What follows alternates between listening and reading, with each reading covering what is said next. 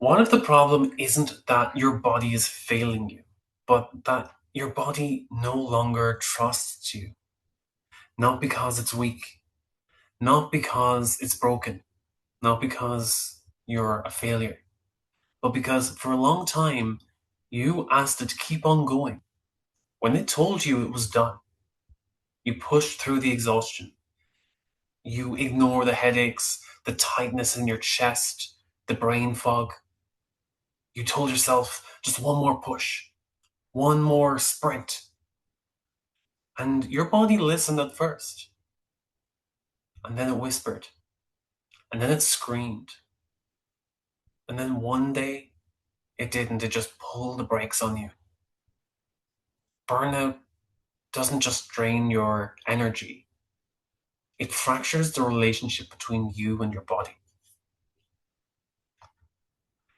And here's the part that most high achievers don't realize recovery isn't just about taking a rest, taking a break. It's about rebuilding that trust. You're listening to Give Yourself Some Leeway with me, your host, Eugene Lee. I'm going to call this the travel edition. I'm going to let you guess where the world has taken me in this very generic hotel room. But today, I really do want to talk about rebuilding that trust with your body. Because when you're burned out, your body shifts into this protection mode. It goes back to our evolutionary biology. That's why you feel things like constant fatigue, even after resting. You get this anxiety and restlessness when you try to take a moment to slow down. You get random dips in your motivation or your focus when you need it most. And there's that sense that you can't perform like you used to. This isn't your body being dramatic, it's being cautious. Because from its perspective, you're an unreliable source. You're not being a reliable partner. You said you'd rest, and you didn't. You said this is the last push, but the deadline, the goal, the bar just kept rising higher. You ignored signals over and over again. Because when your body gave you that space and pushed, you said, oh, I have more energy. I'm going to use all of this energy. I'm going to see how far this takes me. So now your body doesn't believe in your intentions. And this is where most people get stuck. They try to optimize their way out of burnout. Better routine, more supplements, productivity hacks. But trust doesn't build through optimization. It rebuilds through consistency. Think about it like any relationship. If you kept on breaking promises to someone, if you kept breaking promises to your partner, to your friend, you wouldn't regain their trusts by making them a more efficient promise. If you didn't show up when they needed you most, and you said, oh, I'm sorry I didn't show up this time, but next week I'll show up twice, they're not going to regain that trust just because you made a bigger promise, a more outlandish promise. Because if you can't keep the small ones, why should they trust you'll keep the big ones? You regain that trust by keeping small promises repeatedly. If they know they can rely on you and have evidence of multiple times you have shown up in small ways, they're going to have more trust than you making big audacious promises and never showing up. Your body works the same way. When I first burnt out, I was given 4 weeks off work to sort out this burnout thing and come back to normal. And I totally believed that. I didn't know what burnout was at the time. I just Googled what is burnout, recover from burnout, and 40 different things came up, and I said, right, I'm going to speed run my way through all of these burnout recovery techniques. There was the yoga, there was the breathing, there was cold showers, there was different diet hacks, all the different things I could put in my coffee that would help rejuvenate me and give me the energy to get back to work. And I thought I'd speed run through all of these. I'd say, look, 4 weeks of speed running, I'm going to cure this burnout thing, get over it and get back to normal. 2 weeks in of having this regimen of doing everything I could, doing all the stretching, doing all the yoga, that this was going to cure me, I absolutely shattered myself. I was exhausted after 2 weeks because I was not giving my body the chance to slow down. That was uncomfortable to me. I thought that I could just speed run through it. This is the way I am. I just want to be absolutely hell bent on recovering from this thing. It wrecked me even more because I didn't know how to pull the brakes. And that's when my body did.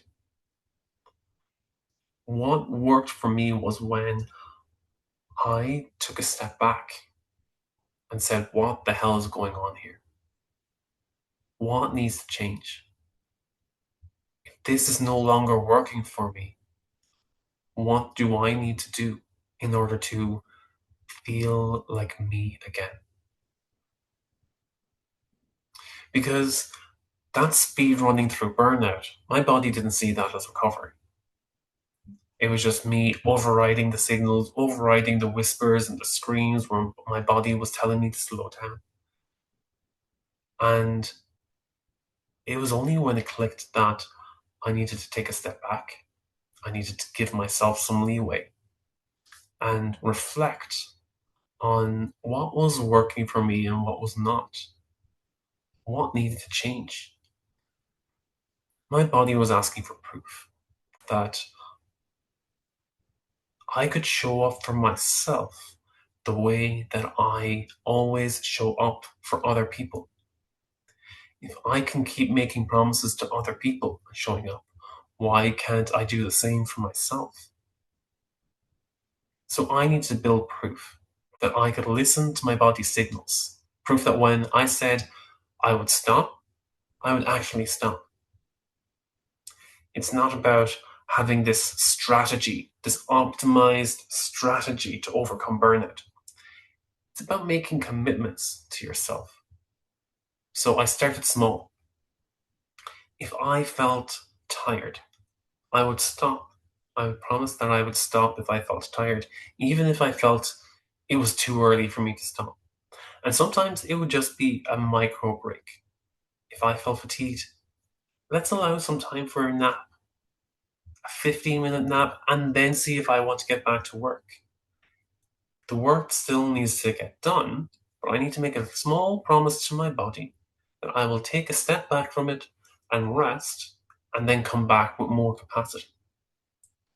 If I said I'd work for 1 hour and a 1 hour time block, I'd stop when that alarm went off, even if I felt I could do more. And if I planned to have a rest day, I would treat that as a non negotiable. Even if I thought I could trade it off and have 2 rest days later in the week, I needed to keep that promise to myself, even when it felt uncomfortable. At first, it was so uncomfortable. There was guilt. There was that voice, that niggling negative self narrative, always telling me that you're wasting time. You could be achieving so much right now. There's always the next level. There's always so much more you can achieve. There's so much more you could be doing with your time. But over time, something shifted.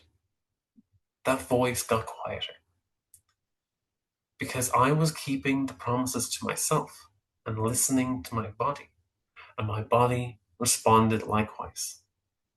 It stopped fighting me. It stopped resisting. When I needed to show up, when I needed to perform, I could perform within the capacity and the promise that I kept. If I kept it to the 1 hour, I could get my stuff done in that hour. And even if I felt like I could do more, I'd keep the promise to my body to say, okay, now this is our time for a break. This is our time to rest. Let's get back at it later. So rather than forcing my body to cooperate with me, I kept my promises to it. And it started to trust me again. So here's what rebuilding trust with your body actually looks like. It's not this dramatic, fast change that happens in 10 minutes. It's a more quiet, nuanced. It requires follow through. When you keep a promise to yourself, the way I like to frame it is that I have a vision of what I want to look like in my 40s. What's a vision of health, of strength, of power that I want to gift myself in my 40s?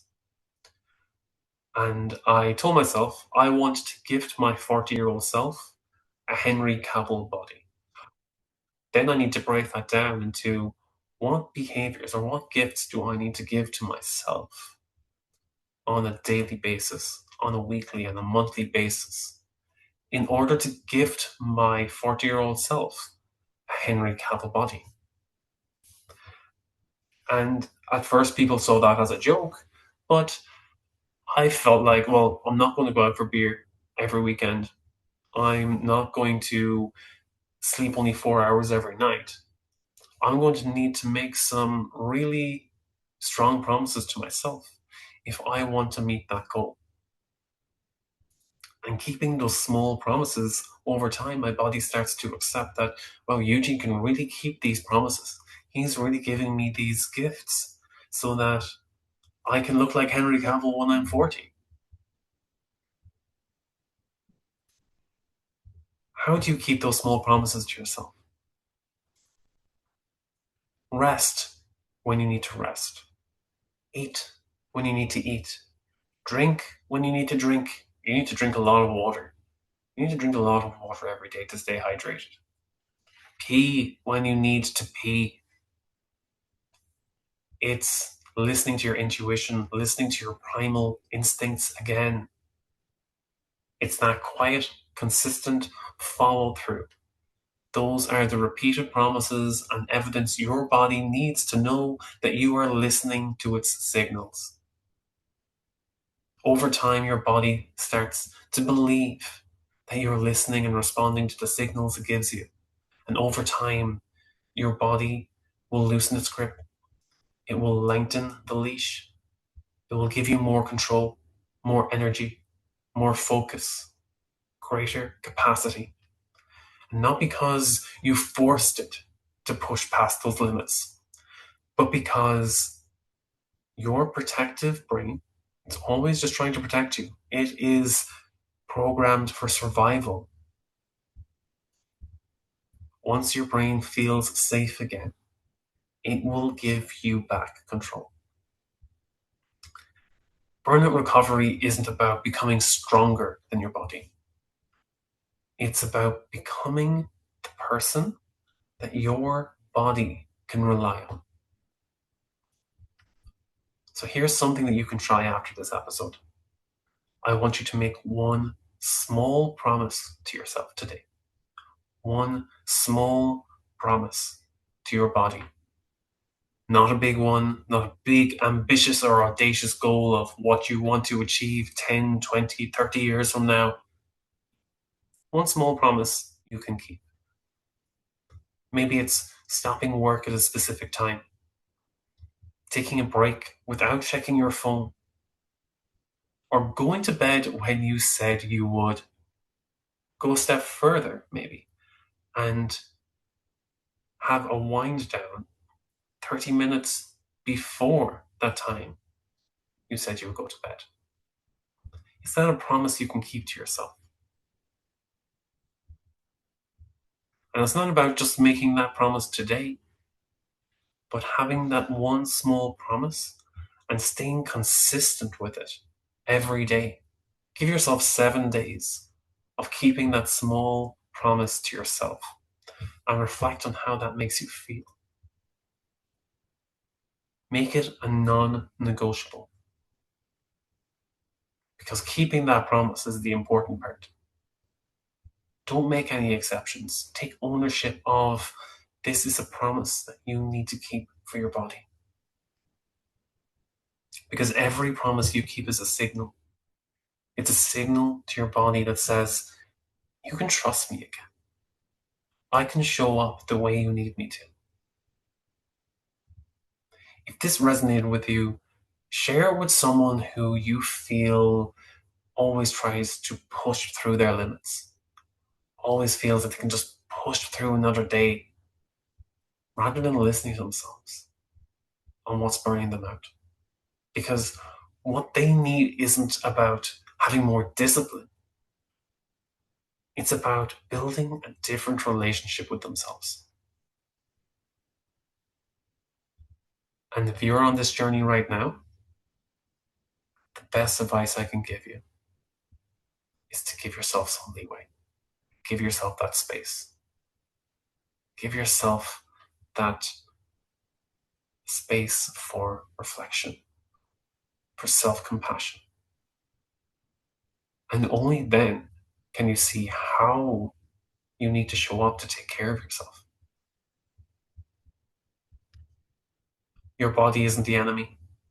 It's not trying to slow you down. It's not trying to hold you back. It's waiting for you to come back on its side, for you to come back to yourself so that you can show up for you and then show up for others. Until next time, take care.